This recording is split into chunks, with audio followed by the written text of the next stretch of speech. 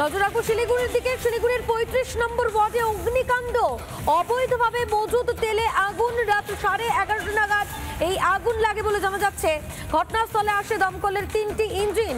আগুন নেভাতে রাসায়নিক ফোমের ব্যবহার করতে হয়। 3 ঘন্টার চেষ্টায় নিয়ন্ত্রণে আসে আগুন।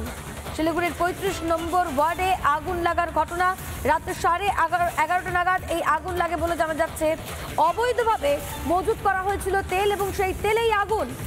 ঘটনাস্থলে আসে দমকলের 3টি ইঞ্জিন এবং রাসায়নিক ফোমের ব্যবহার করে দমকল।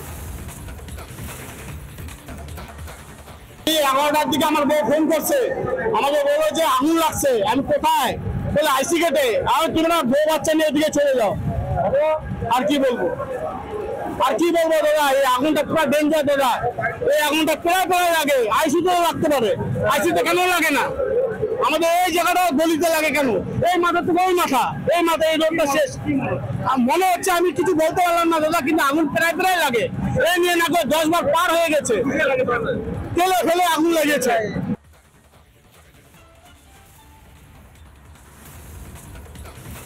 ক্ষোভ উগরে দিচ্ছেন স্থানীয় বাসিন্দারা। অবৈধভাবে তেল মজুত করা হতো এবং সেই তেলেই অগ্নিকাণ্ড। প্রায় 3 ঘন্টা ধরে আগুন নেভানোর কাজ করে দমকল কর্মীরা। ব্যবহার করা হয় রাসায়নিক ফোমেরও। শিলিগুড়ির ৩৫ নম্বর ওয়ার্ডে এই অগ্নিকাণ্ডের ঘটনা।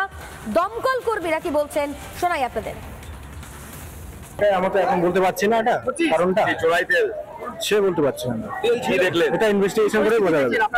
আমরা এসে দেখছি ওই তেলের ড্রামগুলো তেল রাখা ছিল, হয়তো সেটা জ্বলছে। তেলের ফাটছে, অয়েল ফাটছে, প্রচুর তেলের ড্রাম। হ্যাঁ, আমরা কম চার্জ করি। তো আমাদের fire brigade Siliguri fire station 2টো আর ফুলবাড়ি ফায়ার স্টেশন একদম। শিলিগুড়ি পূর্ব নিগমের ৩৫ নম্বর ওয়ার্ড অর্থাৎ এনজিপি এলাকা। এই এনজিপি এলাকায় ঠিক আমি দেখানোর চেষ্টা করব। আমার ঠিক বিপরীতে রয়েছে ইন্ডিয়ান অয়েল ডিপো। এই ইন্ডিয়ান অয়েল ডিপো দীর্ঘ বছর ধরে এনজিপি এলাকার এই ৩৫ নম্বর ওয়ার্ডে রয়েছে। ঠিক এই এনজিপি এলাকার ৩৫ নম্বর ওয়ার্ডে এই ডিপোর অপোজিটে অর্থাৎ বিপরীতে 15 বারের মতো ওই নিয়ে আগুন লাগার ঘটনা ঘটলো। দীর্ঘদিন ধরে এই এলাকাতে এমন ভাবে আগুন লাগে। প্রশাসন সবটাই জানেন। ইতিমধ্যে এই এলাকার আগুন লাগার ঘটনায় একাধিকবার বড়সড় ক্ষতির সম্মুখীন হয়েছেন এলাকার বাসীরা। ফের আজ আরেকবার আগুন লাগলো। কিভাবে আগুন লাগছে?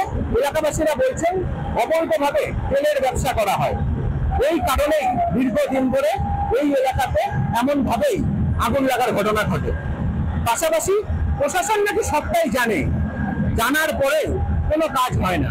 এলাকার জনপ্রতিনিধিরা জানাচ্ছেন যে প্রশাসনের কথা প্রশাসন বলতে পারবে। ঘটনাস্থলে দমকলের 3টি ইঞ্জিন এসে আগুন নেভানোর কাজ শুরু করেছে।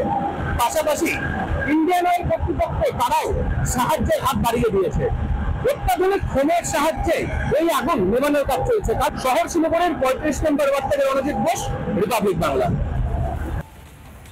প্রশাসনের নাকের ডগায় চলতো অবৈধ তেলের ব্যবসা, এরকমটাই অভিযোগ করছেন স্থানীয় বাসিন্দারা। এই নিয়ে কি বলছেন স্থানীয় কাউন্সিলর জয়দীপ নন্দী, শোনাই। আছে চেষ্টা করছে আগুন নিয়ন্ত্রণে আনার। এলাকার ছেলেরা সবাই আছে, সবাই মিলে চেষ্টা করছে আগুন নিয়ন্ত্রণে আসুক। বারবার কেমন লাগে সেটা পুলিশ বলতে পারবে। সিস্টেমের যারা অংশ তারাই বলতে পারবে বারবার কেমন লাগে। জনপ্রতিনিধির খুব বেশি কিছু করণীয় থাকে না। যাদের দেখার কথা তারা দেখুক না।